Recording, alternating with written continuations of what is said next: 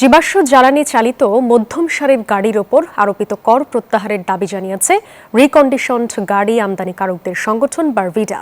শনিবার রাজধানীর ঢাকা ক্লাবে আয়োজিত সংবাদ সম্মেলনে এই দাবি জানানো হয়। এ সময় প্লাগ ইন হাইব্রিড গাড়িতে 2001 থেকে 2500 সিসি পর্যন্ত বিদ্যমান স্ল্যাবের সম্পূরক শুল্ক কমিয়ে 30% করার দাবি জানানো হয়। পাশাপাশি brand new plug in hybrid গাড়ি এবং রিকন্ডিশন গাড়ির সম্পূরক শুল্ক ও রেগুলেটরি শুল্ক সমহারে আরোপের দাবি জানায় বারভিডা।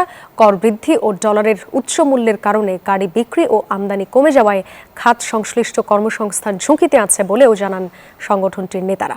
প্লাগ ইন হাইব্রিড গাড়ির শ্রেণীবিন্যাসকে যৌক্তিক এবং জাতীয় স্বার্থের উপযোগী করতে 2001 থেকে 2025 পর্যন্ত বিদ্যমান স্ল্যাবের 30% নির্ধারণ করা জরুরি। আমরা মনে করি এটা করা হলে দুটো লাভ হবে, বাজারে গাড়ি পাওয়া যাবে এবং সরকার রাজস্ব পাবে।